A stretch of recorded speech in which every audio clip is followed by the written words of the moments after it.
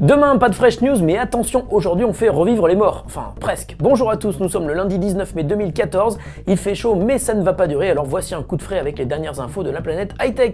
C'est bien le fresh news du jour. Ouais, c'est parti. This is funky fresh. This is funky fresh. Pick up on a mustard pack and grab your dab and cheese and fries. Quand Facebook n'arrive pas à racheter une start-up, la compagnie de Mark Zuckerberg s'en inspire fortement avec son propre produit. Mais généralement ça ne marche pas, ce fut le cas de POC, Facebook Places ou Facebook Camera, alors peut-être qu'il en sera de même pour Slingshot, car avant même d'être lancé, cette appli ressemble à une tentative de se venger d'un rachat raté. En effet, Slingshot, qui devrait sortir dans quelques jours, est un clone de Snapchat. Selon le Financial Times, Mark Zuckerberg aurait lui-même supervisé le projet de cette appli qui permet donc d'envoyer des photos et des vidéos éphémères à ses contacts Facebook. Slingshot serait une application autonome comme Paper ou Messenger et viserait donc à séduire les jeunes qui ne jurent que par Snapchat pour communiquer entre eux.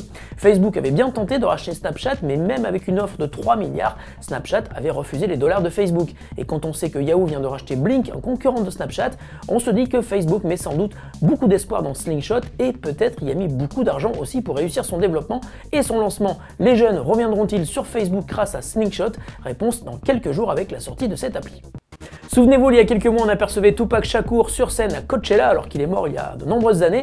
Il y a quelques millions d'années, on voyait un peu la même chose dans Star Wars et c'est hier soir Michael Jackson qui a décidé de faire l'intéressant en se mettant lui aussi à la mode de l'hologramme. Ça se passait sur la scène des Billboard Music Awards et pour interpréter un titre de son nouvel album posthume, Michael Jackson a été ressorti du cimetière pour une prestation assez étonnante. Un hologramme projetait une image de Michael en train de danser mais surtout de mimer une chanson qu'il n'a jamais chantée devant les caméras. Alors comment est-ce possible? Sans doute en utilisant un mélange d'images réelles de Michael en train de danser et d'images de synthèse qui ont permis de lui faire exécuter le playback du morceau.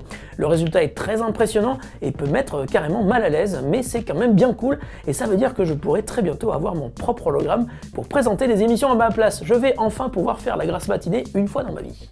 Nous sommes tous des artistes, photographes hors du commun et si vous en doutez encore, Instagram est là pour nous rappeler que n'importe qui est capable de sublimer la vie, à condition bien sûr d'utiliser les filtres intégrés de l'application. Alors si vous pensez qu'il n'y a pas encore de notion d'overdose dans les selfies, sachez que vous allez bientôt pouvoir imprimer votre tête sur vos baskets préférées. L'idée nous vient de Adidas qui va proposer dès le mois d'août une application iOS et Android permettant de sélectionner vos plus beaux clichés et de les utiliser sur une plateforme de création de design de chaussures de la marque aux 3 bandes. Le résultat, des chaussures Adidas complètement uniques qui seront recouvertes par vos photos. Si vous êtes fan de customisation à l'extrême, vous pouvez commencer à vous entraîner. L'appli mobile de Adidas arrive dès le mois d'août. Et la question du jour nous vient de Zurbo809 qui nous demande s'il existe une application Android gratuite qui permet de gérer le partage de connexion en Wi-Fi et surtout de pouvoir y appliquer des réglages avancés comme la redirection des ports. Eh bien oui, figure-toi, ça existe. Il y en a même un paquet, mais on en a sélectionné une qui est gratuite et qui fait bien le boulot.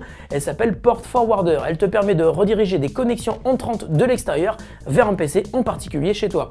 Par exemple, si tu utilises un smartphone Android comme point d'accès internet dans ta maison, tu peux installer un serveur web ou un serveur FTP sur un PC et tu peux ainsi y accéder sans problème depuis l'extérieur en indiquant l'adresse IP de chez toi comme adresse web ou FTP. On n'y pense pas, mais c'est quand même super pratique. L'application Port Forwarder est en anglais, mais elle est assez simple à comprendre et tu peux donc la trouver sur le store Google Play et elle est gratuite.